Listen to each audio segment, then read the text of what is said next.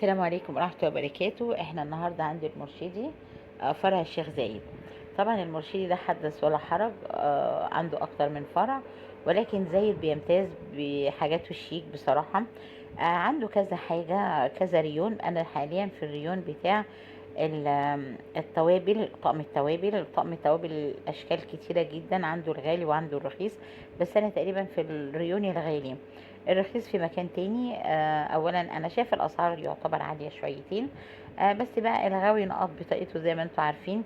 اللي محتاج حاجه غاليه، زي بنات اللي بتجهز العرايس، اللي بتنقل في فيلا او في شقه جديده مثلا، والمطبخ بتاعها امريكاني، مش عايزه تبخل على نفسها وعايزه تدلع نفسها بحاجات المرشدي. طبعا المرشدي طقم التوابل عنده تحف تحف فعلا يعني.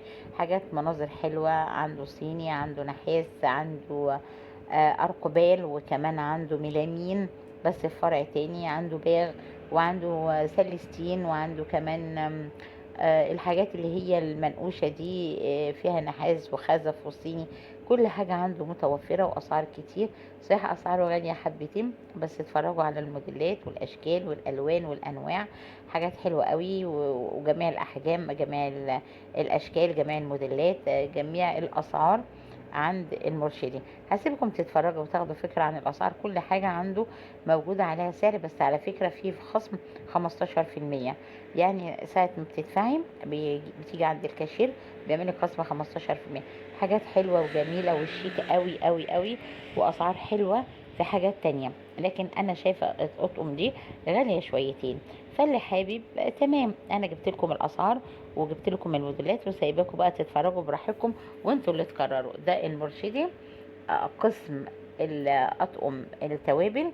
وفي أقسام تانية كتير هصور لكم عنده. خليكم فيديو أنا هوريكم كل حاجات ومعروضات المرشدي. عنده حاجات كتير يا جماعة، عنده خزف، وعنده صيني، وعنده بايركس، وعنده أركوبال، وعنده أطقم حلل سيراميك وجرانيت وألومنيوم وسلستين، وعنده تيفال. كل حاجة عند المرشدي.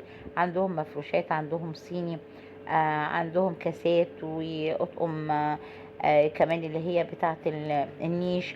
وكمان عندهم شنط للمعالق. المفروشات عنده تحفة تحفة تحفة، كلها حاجات تركي أو سوري. حاجات حلوة قوي، كل حاجات المرشدي رائعة. ده القسم ده أو الريون ده بتاع أطقم التوابل.